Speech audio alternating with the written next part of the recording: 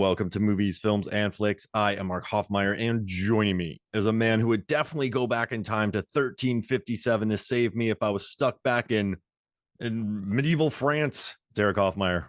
Hey, let's go now before I get cold feet. I'm gonna start second guessing this decision to get broken down into a stream of molecules. So let's just go. Erik, nothing will ever be aligned again in your body. Your veins will be out of alignment. Like everything's gonna be off. So I appreciate No, you coming back in time. I don't think so. I think it starts getting misaligned on your second and third trip because Oh, it's like it's a facts of a facts. I'm confident that I can make one trip back in time and be okay. actually, that makes sense. Okay, good. Good. I mean, what Well, if like if it misaligns, gives me a better hairline. Can we do that? Like does it ever mess yeah. up for the better? Like I want Gerard Butler's hair. That's what I want.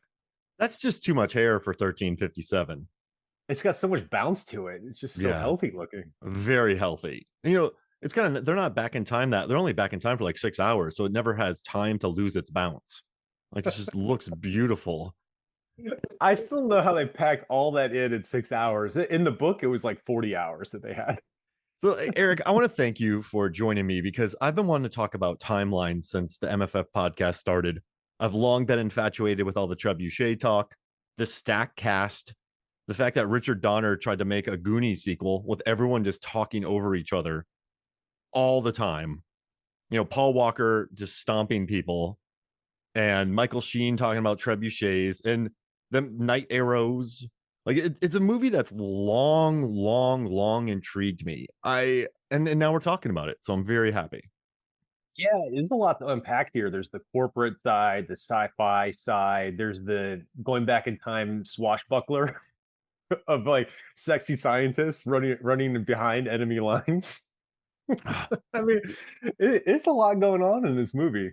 I recently recorded an episode with Zanandi about a movie called Pandorum, and I learned about myself, Erik. I just love space travel trash, sci-fi nonsense, space nonsense, space trash, underwater trash, creature feature nonsense. And this movie has time travel. It has knights. It has Gerard Butler. It's got Paulie W's. It's got David Wenham screaming the entire time, just yelling. Butler. And it's just, I don't know, it's kind of perfect for me. And listen, I was reading about Richard Donner making this movie, and like, so he was like, yeah, we wanted to shoot in France, but everything was built up, so we couldn't do it. So then they went to Wales and they designed sets and they were booking studios, but then hoof and mouth disease hit England. So then they had to leave everything there, everything they built, like they had to That shut was there down, for them. and they wasted a few million dollars. And then they were going to go shoot in Berlin, and they were getting working on it. And then 9/11 happened, and they didn't want to shoot over in Europe. And then they go over to Montreal, and they shot in the farmlands out there. So, like, I read that whenever Richard Donner, like Ebert talked about this movie when he went to watch it, Donner was like, "Hey, y'all, this movie is just the fact that it exists is awesome." And Ebert was like, "Oh no," and it's just Donner, while talking about writing the making the movie, he's like, yeah, we left out like 100 pages here and condensed it into like 3 minutes of screen time. And they edited it like three different times. This movie got edited over and over again. And it's like the copy of a copy of a copy. And it listen, I'm not saying the final product is brilliant. Like I think the box office and a lot of the critical appraisal is correct, but there's just something so propulsive about it that I find fun. Like they just but it's an odd one though, because Donner was talking about how he's like, yeah, I wanted to be like as artistic and I wanted to be as historically relevant as possible. And then I listened to this 20-minute episode talking about the period appropriateness of this movie, and like the colors, like the whole colors of like red and blue hadn't even been invented for 200 years after this. Like the French had longbows, they didn't have those yet. Like he's like, no one ever really just lit arrows on fire. He's like, why would you light arrows on fire? You could see them coming towards you. So you got Donner talking about period appropriateness. Then people are like, this is like the farthest thing from period appropriateness. And honestly, I just think Donner was like, I just got to get this made. Like I think he gave up on a lot of things and was like, I've wasted too much time with this. I'm gonna go to Montreal. I'm gonna shoot this movie in 75 days, and then I'm gonna be done with it. Like that's my impression of what everything Donner said about this movie. But it's quite propulsive, Erik, and it packs in one of the densest Michael Crichton books ever into under 2 hours. Listen to the book. I was kind of hoping I would get some tidbits and learn more about the 100-Year War, but I didn't.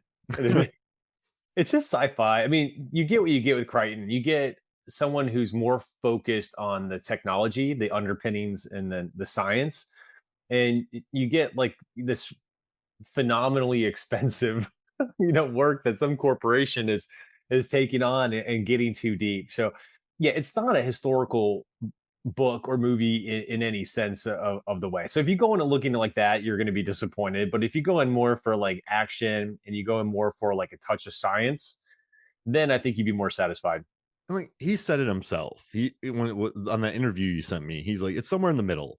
The physicists could watch it and be like, sure, and a reader could read it and be like, yeah, like it's not a movie for physicists, and it's not a movie for the casual reader. She like Crichton always tries to put it somewhere in the middle, like add something that exists technology wise, and then blend it with something. So Yeah. it's So no one's ever really happy. yeah, You did it right when you're somewhere like, huh?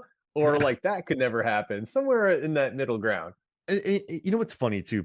People talk about that where people are like, they watch an MMA movie and they're like, it's not actually MMA. I'm like, yeah, but you don't want to see somebody, like you don't want to see 15 minutes of jujitsu or wall install. Like, Ground and pound. yeah, exactly. Like you don't want to see, George St. Pierre is one of the greatest MMA fighters of all time, and he demolished people. But a lot of times he would just take people down and lay on them. There's a lot more to it than that. But like you don't want that. Like we talked about Warrior and how they were able to really blend the two into something very entertaining while still being respectful to MMA. This movie, Just wants Rocky roundhouses. That's what they want. They just yeah, want to see like swinging and sound effects. oh man, like all their brains would be jello. But time, the time, like it's like this movie moves so fast, Eric. Like there's, you look through the script, right? And like, let's Yeah. go, it said 40 some times. And I was kind of bummed that Trebuchets only said 10 times. Like I found the transcript of this movie, which is kind of a bummer. But no, they didn't say trebuchet. They said trebuchet. Yeah. Instead of in the French accent. But there's, I just kept hearing random shouts of trebuchet. Like from, okay, I got a question for you. If you got a movie in this time period where everyone's wearing helmets over their mouths, I guess that's a lot of sound work, isn't it? Oh Because there's yeah. a lot Like of muttering and post production. and like everyone's wearing gear. So when they're on their horses and there's wagons, like you got to ADR a lot of the dialogue. You have horses walking, you have carts rolling. I mean, it's yeah, it's a lot of ADR and sound work. But the one thing I do appreciate about it is a lot of it is on location. And you could feel a lot of the sets being built. In the castle that they have, the trebuchets actually shot like big, just blasts of fire. It's like the practicality of it is there. And the time travel nonsense is there.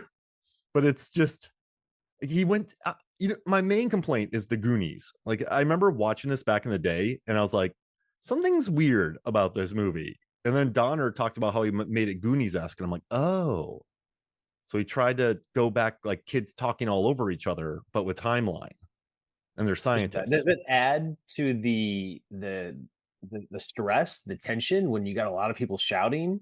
What does that device accomplish? Not for this movie.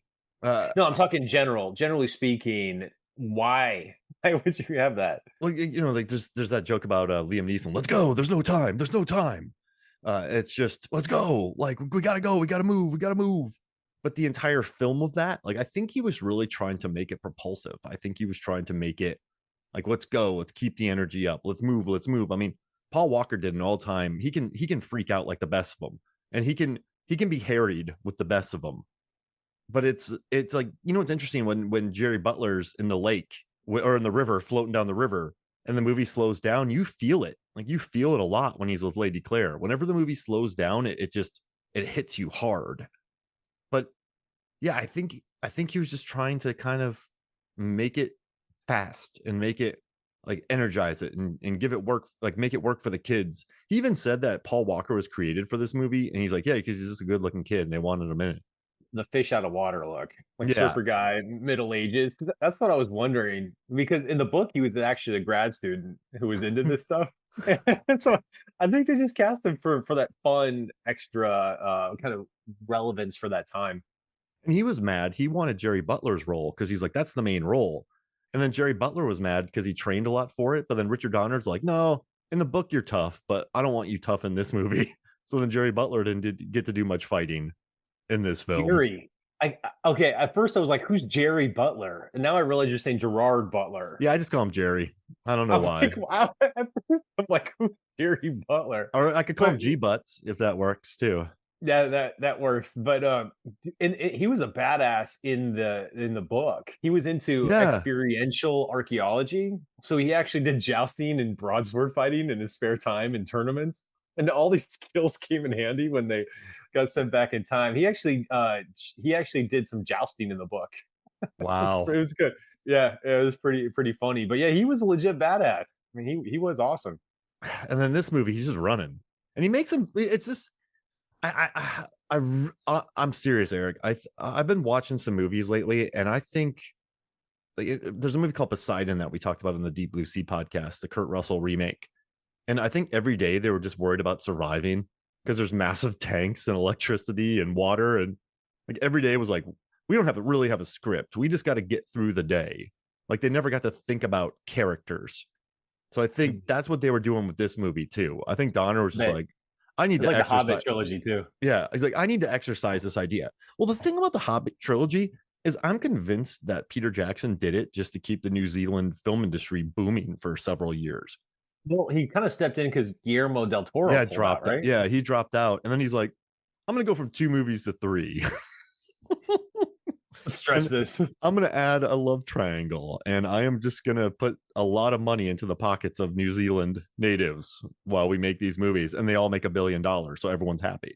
Like that's Likes my being in theory. New Zealand. He just Yeah, likes being there, maybe. Who knows? yeah, I mean that's his home, right? Like he's like, I'm gonna put a lot of money into the industry here. Like everyone's gonna be happy.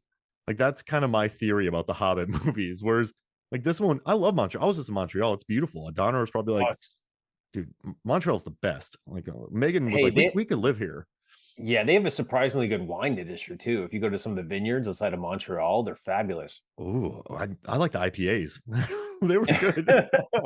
I'm going for the wine. You're going for the IPAs. I went to a Megan was getting some pizza at this place that was recommended to us for we were getting some lunch, and I was driving around because Mallory was in the back of the car. You just got to keep the car moving. And I drove past this really cool looking spot, and we went in. I was like, "Hey guys, like, what are your best double IPAs?" And this guy local there was like really stoked to pick me out some awesome beers. So I got up to the register, and the guy at the register was like, "These are some great beers." I'm like, "Heck yeah!" So I got to sample the finest double IPAs that Montreal had to offer. And it made me very happy. I know it has nothing to do with timeline, but Well played. yeah. But I'm sure Eric, you if you got set in time, you get the finest mead or whatever they. oh yeah, yeah. Dude, like, but here's the thing, man. Like, I love the idea of this movie. Like, all right, so a Scottish guy goes back in time. His Paul Walker, California son, has to go save him, and then they have 6 hours left. Like, that's a high concept. Like, that's just easy to pitch. And I can see why Richard Donner wanted to make it.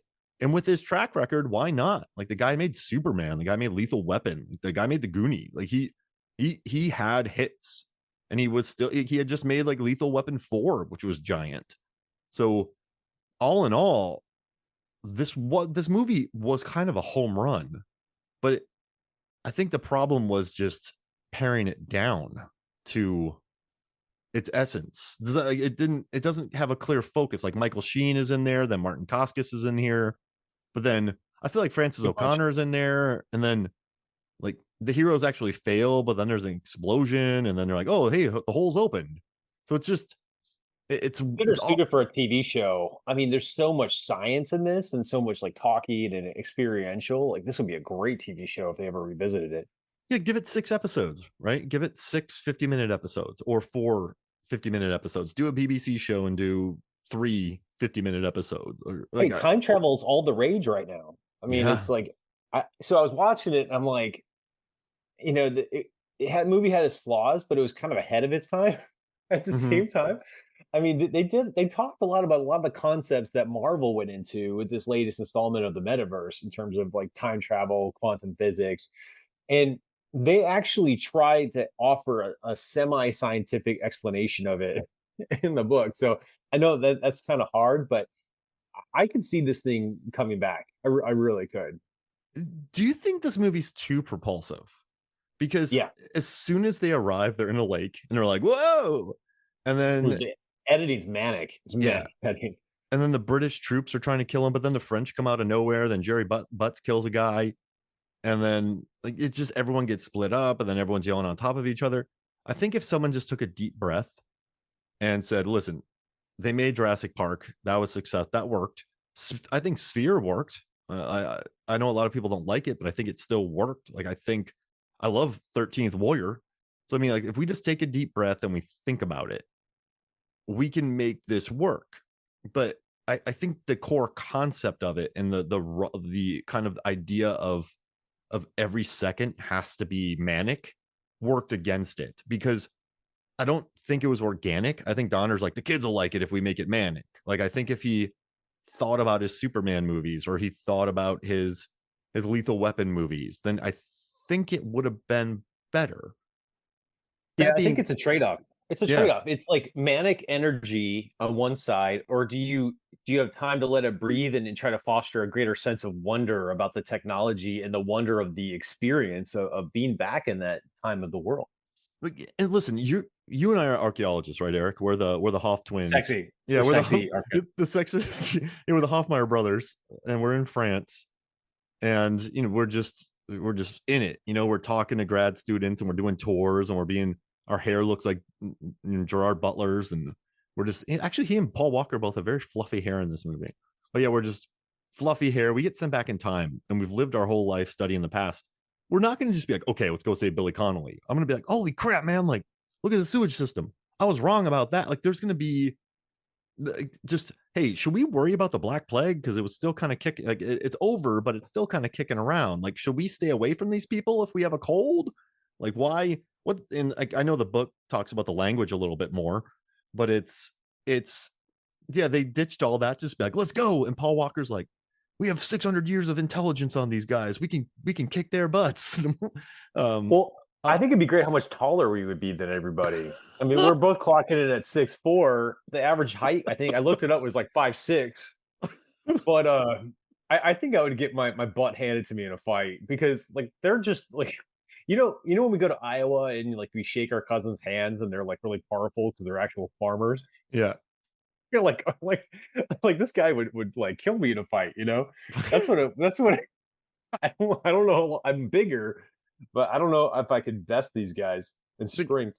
Like I'm not going to use jujitsu. I don't know how to shoot a bow and arrow. Like I don't have a longbow like the British did. Like I mean maybe jujitsu could work. Like I don't think maybe they've learned a good head and arm technique. No, like the Romans wrestled. So I mean, like those techniques are around, but yeah, I don't know. They immediately get in there. Then I guess I love Paul Walker, but the whole time when he's with I have her name right Kate, here. her Oh name, yeah, the movie yeah, was with Kate. Kate. Yeah, with Francis O'Connor. Like he's like, "Are you okay? Are you all right? I don't think so. We shouldn't go. You should wait here. Like I'm gonna go. You should wait here." And like she's like the smartest person there, and Yeah, and like no she's one a rock listens. climber. Yeah, Yeah, like no one listens to her. he did. And He listened to her about the tunnel. oh yeah, that's She was true. And they she go. she was like, "Trust me, I know this better than anybody." He's like, "Oh yeah, that's fair." I do love the moment when they come across that little water thing. They just stop and start drinking water. But I don't know. It just makes me happy. I think Paul Walker, he can pull off the energy. Also, Frances O'Connor's cool. I worked with her on Jane Mansfield's Car. I should have talked to her about this movie. That'd have been weird. Hey, Frances O'Connor, tell me about Timeline. We're wishing about like in the past if you would have talked to someone about their role doing a movie where they got sent into the past. Man, I'm all this is like blowing me off here. I'm gonna build a time machine to go back to Jane Mansfield's car so I I can talk just to talked her. to her. Remember that night you were visiting? You came to visit. We went to go do some hikes, and I didn't get home till like 5 a.m. I was doing a scene where I had to lay on a roof and act as a stand-in because some guy was up there listening to her recite a poem to Billy Bob Thornton, and I spent most of the Yeah, night on a roof, and I fell asleep, and the stunt coordinator had to throw something at me to wake me up. So yeah. that And was you were not happy when we woke you up in the morning to go hiking. no. I was like, guys, You're not- I was like, I've had an hour of sleep, but yeah, I'll go back in time to talk about a movie about going back in time. That sounds really meta. what But what a great use of a time travel. Yeah, but that's why time travel should be invented. It's like I'm gonna go back in time and buy like a Ringer T-shirt at Old Navy. I'm gonna go back in time and get those Adidas Kobe's that everyone hated. Like that's what I would use a time machine for. I don't know. You can go full Biff from Back to the Future and bet on sports. Yeah, I don't know. I mean, I'm not into that. I'm happy with my life. But I wouldn't mind some like Kobe's. Hey, we just watched Back to the Future. I hadn't seen it in like 30 years. That's some good writing. That is a cool show. Oh, that's tight. Yeah, that's a tight movie. It's one of those where it's just justifiably adored. Yeah, that's like a Yeah, yeah. and it wasn't nonstop action. They had all these like super awkward scenes with his mom when she was younger, and other part like the music part. That was a good movie. And there's some good milk ordering. Doesn't he order milk? Like, waiter, milk. Or like double milkshake or something. I don't know. Crispin Glover added so much character to that character. Like he was perfect in that role. And Biff is such a terrible bully. I think Or great like that. yeah, Whoever they casted, I don't know that his was name, but perfect. he nailed it. Yeah, I was showing my students this Canon Films documentary from the 80s, these just maniacs who made up insane films in the 80s. And they were just like, Mark, was this cinema in the 80s? I was like, yes, it was just Chuck Norris blowing people up, gratuitous nudity, just nerds, jocks, and really great jerks. I feel like the 80s definitely had the best jerks. You had Bill Paxton from Weird Science, you had Biff, excellent 80s jerks. Remind me of something on Timeline. Like the main technology company guy, Doniger, he kind of had this lisp a little bit, and he was like this really annoying. I mean, he had like the pleated khakis, the shoulder pads, and like, why is it that like whenever they have these corporate mischief movies, the corporate villains are all so annoying? Yeah. Like, I understand that you don't want to like them. I know you want to kind of lead the audience and say this guy is not likable because he's so annoying, and when he gets whacked by a knight, you're kind of happy at the end. But what is the art of casting someone very annoying looking for as a corporate villain? Do you have any thoughts on this? All right, so let's think about the best jerks, right? Shooter McGavin in Happy Gilmore, the Well, not report. funny ones. Like Oh, not like I don't know. I'll give you an cor- example. I cor- just corporate stooges. Yeah, I watched the proposal again for like the 20th time. I love that movie with Ryan Reynolds and We Sandra should talk about Bullock. that next. Yeah, the immigration guy going after her was one of the most annoying people ever. But it's like, okay, I get it. I'm not supposed to like him, this character, but why do you have to make this him so annoying? Why do you have to make David Thewlis's character annoying though? Because you know what's interesting? They have to go back in time, and that really dummy guy pulls a grenade, and he sneaks a Oh, grenade through, and like, he blows up the time machine. That's enough. That's enough. What's the word?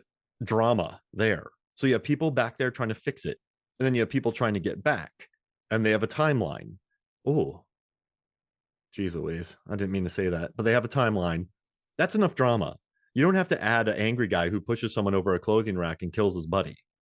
Like you don't. Does that make sense? Like you it's don't too need much. that. Yeah, that's a problem on another side, and you already have problems on problems Well, you in had the timeline. inside actor. You have the Decker, or also known as Yeah, Dick Hare, around at that time. You had Michael Sheen's character, which was I think he was my favorite part of the movie. But you had villains in the present day, and you had villains in the past. That I thought that was kind of neat. yeah, no, It's like this double layer of villain, in different parts of time. It's yeah. There's three villains in this movie if you think about it. There's what there is Doniger, and then there is Oliver Devans, and then there's Decker. Yeah, you have three Mhm. villains, and but then you have a princess, and then you have the French side, and then you have the dad, and then you have two separate smooching scenes. You have two romances in this movie. There's a lot going on, and I do love when poor Anna Friel. There, I watched a 40-minute behind the scene making of, and this is kind of embarrassing. I didn't really like it, but the director Donner was like, "You're running weird, Anna," and in front of the entire cast, he had a guy run. He's like, "Run like this guy," and he was like, "Hey, Chuck, go run." And Chuck ran. He's like, "That's how you run, not how you run." Like he made a woman watch a guy run so she could run like him. Oh man. Yeah. I was like, oh. Not The good. toxic environment. Yeah, like great move, Donner. But I it's mean, they're just Yale grad students. Like they're not. yeah, I feel bad for Lady Claire in this, but then I like when she's like, I can take care of Oh myself. yeah. Lady Claire's like, I can take care of myself. And then she just runs away, gets captured. It's That's such a trope. It's yeah. such a trope with like the highborn noble pretending to be like a peasant running around. I could like it's an odd there's so many like I think but I like talking about this movie though, Eric, because it really is quite like I think the core idea of it makes it quite fun to watch because this thing never slows down. And there's a scene between Matt Craven and David Thewlis when they're yelling at each other before Matt Craven is killed, and they're just screaming at each other, like just yelling, and then Ethan Embry's yelling, and then he's yelling, and then everyone's talking over them each other. But then they're in a beautiful on location shoot. I mean, Montreal looks beautiful. That castle looks big. The trebuchets looks sizable. The Greek fire looks real. Trebuchet. The Yeah, trebuchets were trebuchet. legit too. They Yeah, had the counterweight and the sling, so they were legit trebuchets, not like standard catapults. Just when there's a difference between a catapult and a trebuchet, and they got the correct trebuchet. it's like they had it correct. But I mean, this is a movie where Jerry Goldsmith did the score of it, but then they had to have Brian Taylor do a like another score after Sherry Lansing, the head of Paramount Pictures, was like, "You need to recut this movie," and it had another score in it. It had so many That edits in it, like it. we talk about the score. Yeah, I yeah. want to know. So it's all orchestral, right? I Mhm. guess if you go back in time to the Middle Ages, you probably have to have an orchestral score, right? You can't have like, Well, like is remember that pretty? Dungeons and Dragons had a good rock score, didn't it? Yeah. Knight's Tale had a good rock score. Oh, you had Queen and other things. You're Yeah, right. but yeah, I don't. This the score was hilarious. Whenever they showed the French army, it was like this uplifting music, and whenever they showed the English army, it was like, duh, duh, it was like this more aggressive orchestral. That's yeah. But like Michael Sheen is good. I don't think Paul. I think Paul Walker does exactly what's needed of him in this movie. I think Jerry Butler cuts a good lead. Dude, Uh, Sheen looks like he's having fun all the mhm. time. Like the part where the siege is happening, he just has that mischief look in his eye. I mean, I want to watch all the what was the werewolf movies again with Oh, just to watch Underworld. Michael Sheen. Yeah, You know, I watched Underworld again just for Michael Sheen. I did an entire rewatch of that franchise, and David Cross and I talked about it on MFF. And the ending of Underworld 3 is Bill Nighy and Michael Sheen in an epic sword fight. Like when are we ever going to see this again? A movie action scene in a big budget movie of a franchise between Michael Sheen and Bill Nighy. It's pretty wonderful. Makes me very happy. So who's the star of this movie? Oh wow, it's quite an ensemble cast, wasn't it? It's Jerry Butts, right? Is it Jerry Butts? Was it Paul Walker? It's not Paul Walker. Paul Walker gets kind of lost.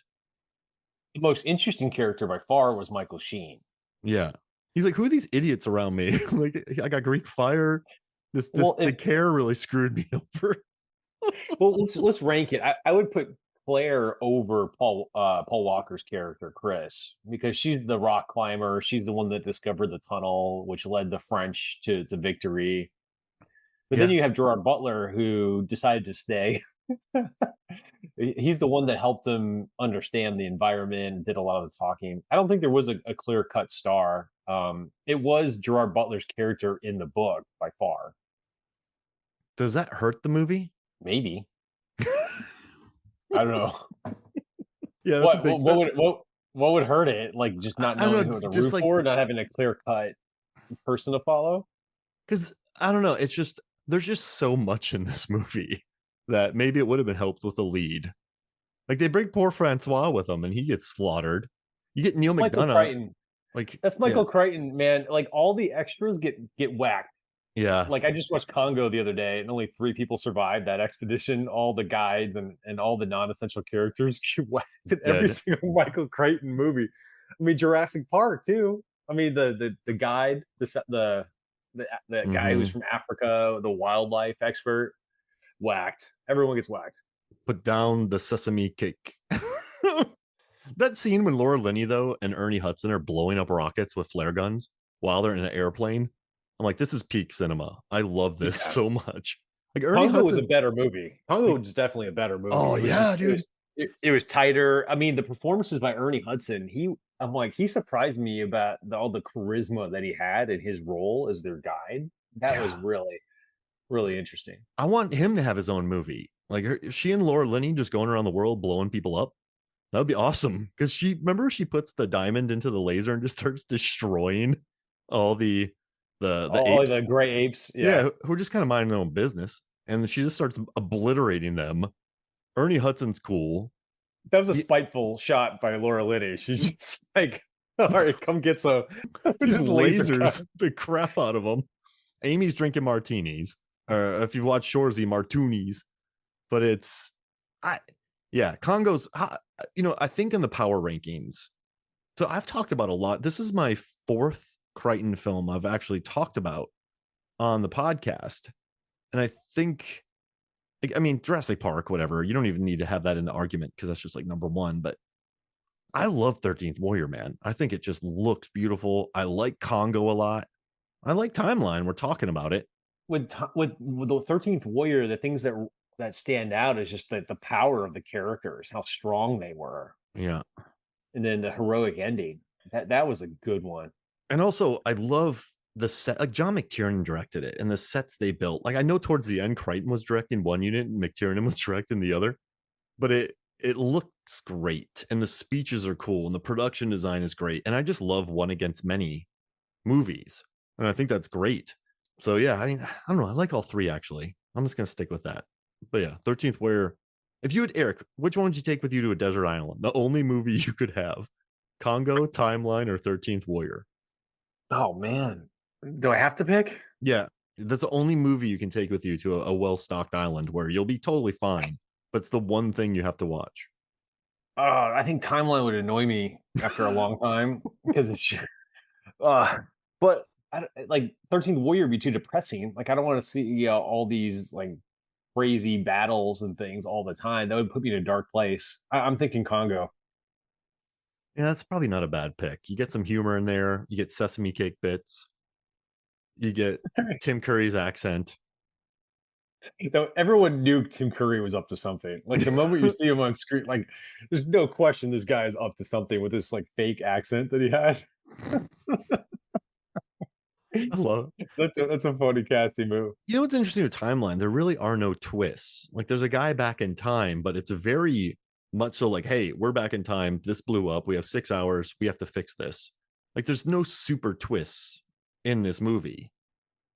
Like Billy Connolly hasn't become bad, right? You have a Dakar, but he's not too much of an issue. It's so straightforward that I kind of welcome it. And we do like smart Ethan Embry, like scientist Ethan Embry, not like can't hardly wait Ethan Embry. I do like a smart Ethan Embry, but I feel bad for him because he's going to be compared to the Jeff Goldblum character in Jurassic Park as like the smart physicist trying to explain the situation. So like following in Jeff Goldblum type footsteps is tough. And you know what's also nice is a lot of remember the fashion between like '01 and '05 or '06? Like I never want to go back to that. So I like that this movie goes back in time so we don't have to deal with too many ringer shirts, like too many just '04 like cargo short fashion and like Abercrombie and Fitch. Yeah. Like it's nice. Like I'm happy that it goes back in time so we don't have to endure that. That's funny. I got a couple questions for you. Yeah, We it's haven't here. covered yet. If you were sent back in time to this period during the 100-Year War, what would you have done differently? Like for me, I would have worn those medallions under the tunic. Yeah, they keep losing them. Yeah. I would keep that thing like in a fanny pack or something to keep it nice and secure where no one could just rip it off my neck. And also, if I saw like a forest path in the woods, I'd stay off of it. I'd go overland away from the path where all the foot trail traffic is going and the horses. Like I would just be far away from all that action. I'd go sit in a pub, just get plastered, and then no one could know. Like, are you French, English? Like, blah. Like he's tall though. Is he Scandinavian? Like it would just, yeah, I would just go to a pub. I would stay away from paths. I wouldn't mess with Michael Sheen. I would stay away from the French guy. Head south to the south Yeah. of France, hang out on the beach. I'm like, which way is the battle? And then they point there. I'm like, I'm going the other way. Like, Nice.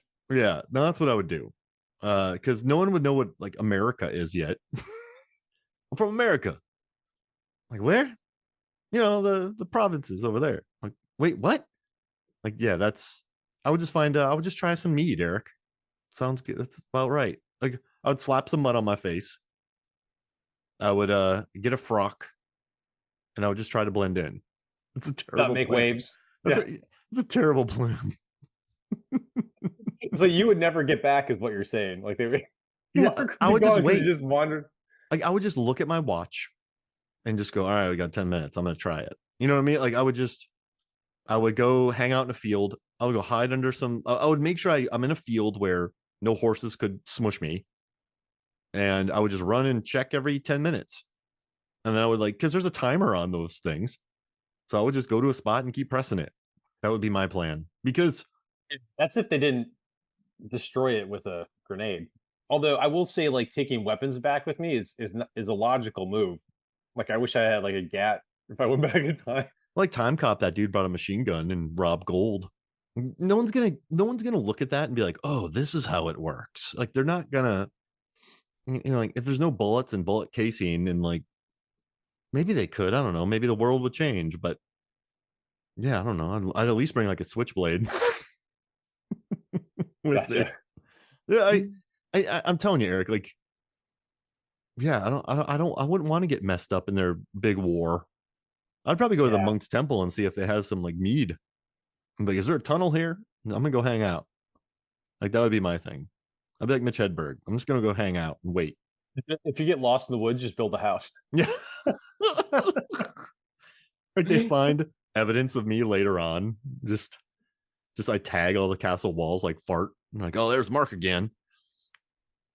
Like they So find. my next question had to do with Gerard Butler's hair and how it ranks in movies, but I think we've already talked about how his beautiful hair in this movie, so I think we can skip that one. I mean, Dracula 2000 is his fluffiest. I will say, like Dracula 2000, he has some very fluffy hair. Did they have to blow dry that? How do they get that much body on his? It They must was have. like a hair helmet. It was incredible. Yeah, that's a lot of hair. A lot of hair. Yeah, so I think they must have. Yeah. And did you see him try out for it? He had this long wig on. It's like the best tryout ever. It's pretty great. No, but I do appreciate Gerard Butler's natural ferociousness he has. Oh Like yeah. you're just born with that. You got to have that level of intensity that he just has. Oh, he's got it. And I guess he drove himself a little insane on set trying to figure out the time travel. And Paul Walker's like, dude, don't care, man. Like, it doesn't matter. It's like, I don't care about the time travel. I just like swords. He said he had like a trash can lid as a sword, like a shield when he was younger. So he's like, I don't care about any of this science fiction stuff. The book and the movie, they did a lot of things. Like in the book, they did a lot of the fairy dusting of the science. Like I won't bore you on details. And then a couple times in the book, they said there's some aspects to this that we don't even understand. That's what they literally that was in the book. To the point, like the stuff they couldn't describe, they just said, "Oh, we don't know. It just happens." But like Paul Walker in the movie, he had a couple lines that were funny. It was like, "I don't care about the hows and the whys to time travel. I just want to get my dad home." It's like I want to know. And then like there's another pivot too. This is like politicians almost. Like I know you got a lot of questions about time travel, but the professor has already been gone 72 hours. Oh The yeah. longer we went, there's a lot of those pivots away from the science, which I thought was slick. I mean, we gotta go. There's no time. There's no time. So it's like, "Well, I'll explain later." And then they explain it to him later, and they're like, "What the hell? Wait, Yeah, what?" that's smart. I'm gonna do a Yeah, sci-fi movie and just say I'm not gonna bore you with the details. I don't know how this works. that's that movie Looper. He's like, they're in the diner, and they're talking about time travel, and Bruce Willis is like, "No, I'm not gonna explain it." And then that's it. And then the movie goes on. So yeah, I'm Yeah, you about got to that. address it somewhere. All right, my next one. If you had to take the same formula, because all Michael Crichton books are kind of similar, like family in harm's way, phenomenally expensive technology, a corporation that goes a little too far and things go sideways, a team of experts or scientists sent in to help. So if you had to make a movie about a team of sexy scientists doing something, what would it be?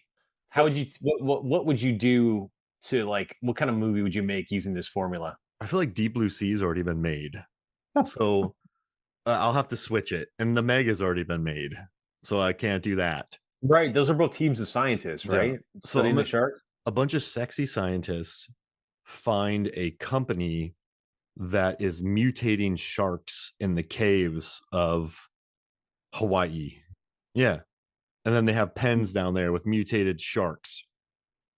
And they've kidnapped one of the sexy scientists' mother to work on the deadly sharks, who will, the sharks will be used to kill local fishermen so that they can have a monopoly on the east coast of Hawaii fisheries.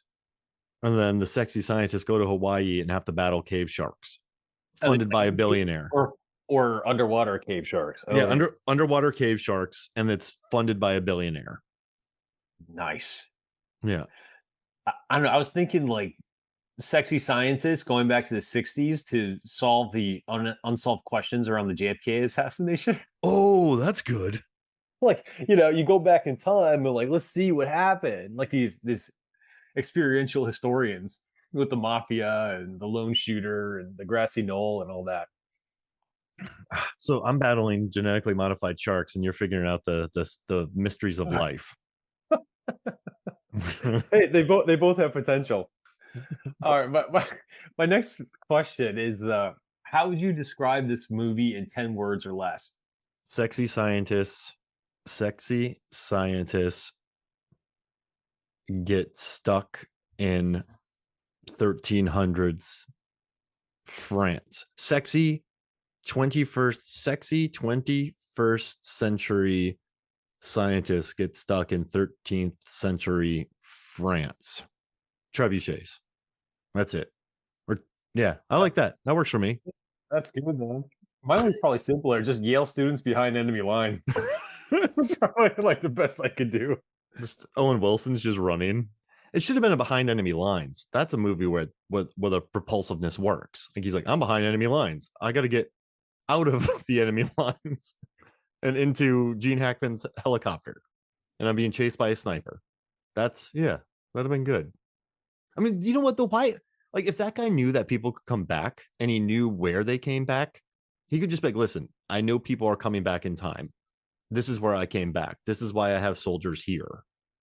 So like this ad, and then you're just being chased by that person the whole time because they care, got left behind. Yeah, I like that idea. Break and then come back and form our own team of sexy scientists. Wait, oh yeah, that's fine. I can do that. And then we'll talk about catapult scenes. All right. So yeah, we'll be back and we'll talk about more sexy scientists. Welcome back to Movies, Films, and Flicks. And Eric, should we recast timeline with other just sexy, smart people and scientists from other movies? Why not? All right, Let's do it. We should keep Gerard Butler though, right? Because he's like I don't know. I feel like his hair in this movie, and he gets like the obligatory shirtless scene. No, I was going to pull him. I'm going to replace him with Matthew McConaughey from a mix of like Interstellar and Dragonheart. Oh, and he's in Contact too. Yeah. Wait, Rain of Fire. Is that what you're saying? Rain of Fire. Yeah. Yeah. Rain of Fire. He's got the intensity and he could be their guide / pilot. Ooh, I like that. I'm pulling him. Oh man. So we got, all right. What about Laura Dern, Ellie Sattler from Jurassic Park? She's super smart. She's a doctor. She's an archaeologist. Yeah. I think she'd be good. I love it. Yeah. She's plucky. She looks good running on film. We learn that. She does a good freak out fit. Like she gets freaked out really well, like Paul Walker. So that works. All right. Who else is there? Can I go with Denise Richards from The World Is Not Enough? Oh, of course. The James Bond movie? We can't do Professor X, can we? That's gonna be tough. Like before wheelchair or after wheelchair? I guess we don't want to Scottish. We don't want to He has got it. send. We don't. Do we want to send someone back with powers though? Yeah, maybe. That's what I'd rolled with. Like some people attacking us in the woods, he can just like put his hand to his temple and just change that. I mean, his No name one is would know. his name's literally Professor. So we The should. Meister. Yeah. Yeah. We should also take Sue Storm from Fantastic Four. She's invisible. But You, which one though? The Jessica Alba version? yeah, I would say so. She was the first. And also, what about Robert Neville from I Am Legend? Will Smith, like he lived on his own and battled zombies. Yeah, he went a little crazy, but that's all right. I mean, it's understandable given that you're living by yourself. Yeah, I think we got a pretty good team here. Yeah, some comic relief would be good. Maybe some Robin Williams and Flubber. Yeah, Robin Williams, Flubber. He could bring. Imagine if he brought Flubber back with him. You could scale the castle walls pretty easily. Just jump him. Yeah, all the French soldiers have Flubber on their boots. You know what's you know what's interesting though is you can jump high, but how like, when you land, it's gonna be trouble. Yeah, you have to land perfectly on the Flubber to absorb all that impact. Yeah, like if you just land on your head, you're dead. Yeah, with all that armor too, that's gonna be hard on your joints. Yeah, but still, I want to see this happen. Are we gonna take Oppenheimer with us? Sure. Just Cillian Murphy smoking cigarettes? Just no weapons. Hey, listen, buddy, no weapons. We don't need a nuclear bomb back in this time. Yeah, don't show them how to make Greek exploding fire. Nothing that blows up. Oh, I think that's pretty. I think he'd be attracted to the trebuchets, though. I think he would really like those things. Yeah, yeah, probably. What about? Hey, wait. What about Buckaroo Banzai? He was a particle physicist. I don't know if you ever watched that movie. Never. Got What it. movie was that? Wait, Blank Man? He's a science whiz. Damon Wayans. Blank Man. I With Damon remember that. Wayans. That was another 90s movie, right? Mm-hmm. Was he invisible in that movie? What was his power? He didn't really have any. He just had gear, and he just hurt. And then he just would like battle people because he was plucky. Oh, that would be amazing. And what about the Fly? Jeff Goldblum from The Fly, but he's the Fly. He comes back to his Michael Crichton roots as a scientist. Another movie. Hey, wait. John Kramer from Saw. Like he was an engineer. He makes all the traps. Oh, Erik. Dr. Stanley Goodspeed from The Rock. Nick Cage. Speaking of manic energy and talking over each other, like that would be too much. I kind of. Oh yeah. I mean, there's. Huh. Has Nick Cage ever done a movie in that time period? In yeah, he did a movie called Outcast where he had a sword and he battled people. And Season of the Witch. Yeah, Season of the Witch. He battled Claire Foy. He was like an incredible actor. We also could do William Ware from Event Horizon when he goes crazy and has the devil ship in him. That could be good. I like that. We could have the two cheeky doctors from Pacific Rim. Charlie Day and who was the other guy? I don't know his name. Charlie Day. Hey, you want to talk about movies where people talking over each other? This just reminded me with the Charlie Day reference. Horrible Bosses was almost unbearable to watch. I mean, there's so much talent, but it was just so much commotion. The whole movie. Yeah, they were all over each other. They were on it. What about Dr. Strangelove? That could work. I think we got a pretty good cast here, Erik. We have like 40 people. That's a lot of. Would Dr. Strangelove? He would be at the corporate headquarters. And we should also bring the guy from The Nightmare Before Christmas, Dr. Finkelstein. Just have a claymation guy in our movie. This is getting pretty wild, man. Hey, I think it's funny. I think one of the big drivers for us selecting this movie is your love of trebuchets. And I think you did some research on your favorite trebuchets as well, right? Yeah, it wasn't hard because I pretty much pulled them off the top of my head. But yeah, I can pick my favorite trebuchet or catapult scenes in movies. And I mean, why do you like them so much? What's the attraction? I'm just for the sake of conversation. Why do people like war machines like trebuchets, like the great granddaddy of modern artillery? Why is it so interesting to have in a movie? I like math, and I feel like you have to figure out the trajectory. And I also like things that can just throw giant rocks at things. Like there's like our human instincts of launching projectiles. Yeah, and like like there's just, and also too, like they take place in movies like Timeline or movies like Willow, which is my first pick, like or just sci-fi movies, or Kingdom of Heaven with Ridley Scott and the giant catapults and trebuchets. Like I think they just happen in movies I love. The action. Like Like it's there's a sense of, you see a trebuchet, it's a sense of dread. like the catapult in Sandlot is wonderful. And it's I reached out on MFF and I asked people too. I was like, hey, what are your favorite catapult scenes of cinema? And I got a bunch of answers. So I'll pull those up right here. So I reached out yesterday and I was like, hey, what scenes would you pick? And Jack Austin picked Robin Hood, Prince of Thieves, when they shoot themselves up on the catapult. Then I had Army of Darkness, The Sandlot, Timeline, The Messenger, Chuck Jones, To Beep or Not to Beep, 6 different ways to flatten a coyote with a catapult. Robin Hood Men in Tights, Kingdom of Heaven. Return of the King features that trebuchet that shoots a rock. A orc sidesteps it and then spits on it. Like that's incredible. Like the rock sides the orc sidesteps the rock and then just goes on it. The And scene then was fun, but what did that scene do? To just add a second of levity in the movie, or is it just the dread that these guys are smarter than what they look? Like this is when going to be a long battle. yeah, I think so. Like, hey, I'm gonna shoot this rocket you, and the thing just sidesteps it. Like that's pretty tough. Like It's that's like some tough competition. I'm going to take my best shot at you, and it just fell short. Like it's just That's to me. like when people are like hold, and then people run. Like these dudes aren't gonna run. You're gonna need a ghost army to defeat them. And like in the Hobbit Battle of the Five Armies, there's a troll, a large monster with a catapult on its back. Like that's heaven for me, Eric. So yeah, I mean, I don't know. Maybe this happened in movies I love. Like, all right, Willow is my first pick. When Mad Mardigan shoots himself to save Willow, there's a dragon, Yeah, there's trolls, and he misses and he hits the side of a wall and slides down. Like it's a every bone in successful his body. like it's a successful shot, but he misses still. He still succeeds, but he hurts himself. And it's There's an element of comedy with that one as well. oh, it's hilarious. And then like Army of Darkness, right? When Evil Ash gets blown up, or more specifically, when all the skeletons are getting blown up by the catapults, and Ash is just like, yeah. It's just so beautiful and heightened. And also too, Eric, like Ernest Goes to Camp features turtles on a catapult, on a homemade catapult with functioning parachutes.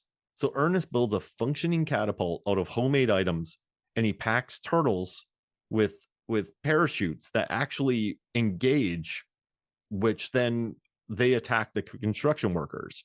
Like Ernest Goes to Jail has a catapult that doesn't work that I love. Ernest Goes to Camp's not streaming anywhere. No, that sucks. I own it, so that's cool. Yeah. I have a triple pack of it, which makes me very happy. I wanted to show my kids the movie, but I'm gonna have to buy the DVD now. I love when they're like, "I'm scared, Sarge. We all are, son." That's what the turtles say to each other. Oh man! And then like Waterworld's the only film to go 3 for 3 on the Hoffmeyer scale of greatness. It features sea monsters, jet ski action scenes, and a catapult. So like that's that I had to pick that. And my final one, Eric, is underwater lava catapults from Aquaman. Like they're on How's the that bottom, possible? they're in like the Mariana Trench. They're battling in this lava wasteland. They dump lava rocks onto an underwater catapult and they shoot it at Atlantean ships that blows them up. And the best line of Timeline is when some guy goes, "There's a goodly number of trebuchets, my lord." Goodly number. Yeah, I just love it. There's a goodly number of trebuchets, my lord. It's Oh the well, best. Sheen's like, I grow. This is becoming tiresome. Somebody said him on the trip, getting hit by treasure stays.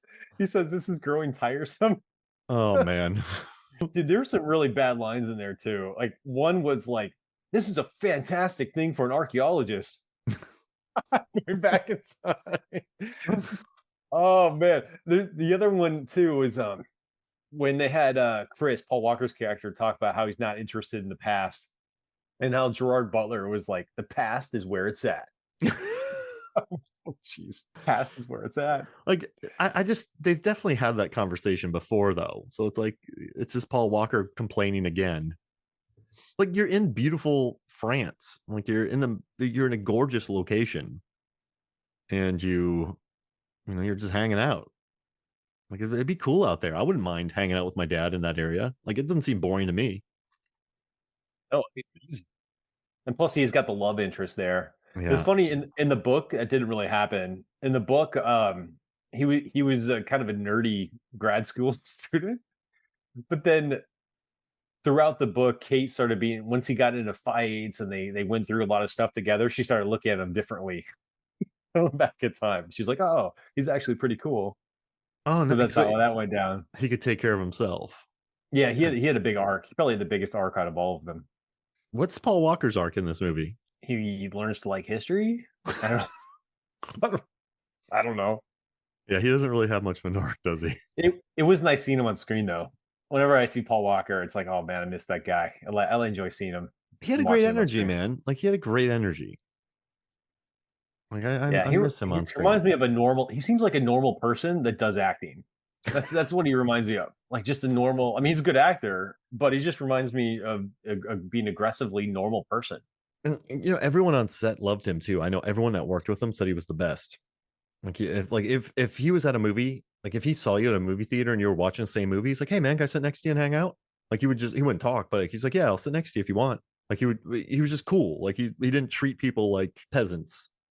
And a lot of people are like, people shouldn't get credit for being nice, but I feel like in Hollywood you kind of have to. So yeah, a lot of people loved him. So yeah, I mean, put him in a movie. I'm happy to see it. So, would you recommend this movie to Movie Flicks listeners? No. Yes. A No. background movie, Yeah, airplane movie. background movie. There we go. I mean, I think it's fun just to see young Jerry Butler, right? It's just fun to see. I mean, also, it's not boring. This movie just rolls. And it doesn't, you could, yes, you know what? I would recommend it, but I'll be like, listen, all the scores are correct, but just enjoy it. I Just, enjoyed it the first time I watched it, but then the second time is when I started picking it apart. So yeah, I just enjoy the breezy entertainment. Or if you're really into all this time travel metaverse stuff with the MCU, then check it out because it might be kind of fun to watch something that was kind of ahead of its time in a way. yeah. But I'm happy I've exercised this idea from my head. And you know what's crazy? I bought the DVD because I don't know, maybe the Blu-ray, I don't remember. But I could have sworn that there was a commentary on it, and there was never a commentary. But in my head, I feel like I've listened to the commentary from this movie somewhere, but there isn't Should one. be. I feel like it should be with the period piece. All the experiences they had with the tunics and the horses and everything. There's good behind the scenes docs though. It was fun to watch how it was made. There's a bit where Donner's just talking smack about all the actors, and Gerard Butler's just standing right behind him. Like this On is a purpose? yeah, they were Like just he was working. never They were working bits, but it kind of lost me when he tried to show a woman how to run in front of the entire crew. It's like Richard, don't be a dick. Oh, hey, that Yeah, worked. you can coach people without putting them on the spot like that. I got when I was on set, I was a stand-in on that Jane Mansfield's car, and they're like, Mark, like you got to stand in, like do what you think they would do. And so like I was standing by a window, so I just looked out the window, opened up a blind to like look out, and the AD's like, that would never happen. He's like, that's why you're not an actor. He's like, do this, and it was like really embarrassing for me. And then Ray Stevenson comes in, and he did exactly what I did when he like looks out the window, pretty much at the same spot I did. And the AD never said anything to me, but I was kind of like, okay, good. I was justified in my window looking. Vindication from Ray Stevens. Yeah, I love that Ray Stevenson was like, he did exactly what I did. And the AD was like, actors would never do that. So I felt vindicated. I wanted to play some dashboard confessional right then and there, but I didn't do it. Time and rework that entry in your background work. Yeah, that's what I use my time machine for. Like just little things. Like, Mark, where'd you get those shoes? Oh, I went back in time. Really Oh, petty stuff. like seriously, it wouldn't change the world. Like if I had a pair of Kobe's Adidas shoes and I just stashed them and then I just had them later, that would affect nothing. Like the butterfly effect would not exist. Like our world would not be thrown into chaos if I bought those shoes. Or would it? Who knows? You could just go back in time again. Yeah, there's zero thought in this movie about the future other than the weapons part. Like all the extra people that were like killed or Dude, and like what that happened. Jerry Butler stays around. Like, he could have really introduced some interesting ideas to the French. I mean, yeah, but I don't think Donner was thinking about that, Eric. He's like, I'm just gonna make this movie. So, but hey, man, this was awesome. What are we gonna talk about next, man? Like, what Edge of Tomorrow, the proposal? What do you want to do? And one I've always wanted to talk to you about is Greyhound with Tom Hanks about the World War II submarine hunters. Oh Either one yeah. of those, I'd love to talk about. I think Greyhound's one of the most underrated movies in the last decade, All personally. right, let's do Proposal and then we'll do Greyhound. I'm in. Yeah, because we did My Best Friend's Wedding and that one people enjoyed it. I need more rom-coms here. I like it. All right, man. Well, hey, thank you for joining me, Eric. Hey, man, that was good stuff. See you. Yeah. All right, so for me, Mark Hoffmeyer, for Eric Hoffmeyer, this is Movie Stones and Flicks. We'll see you next week.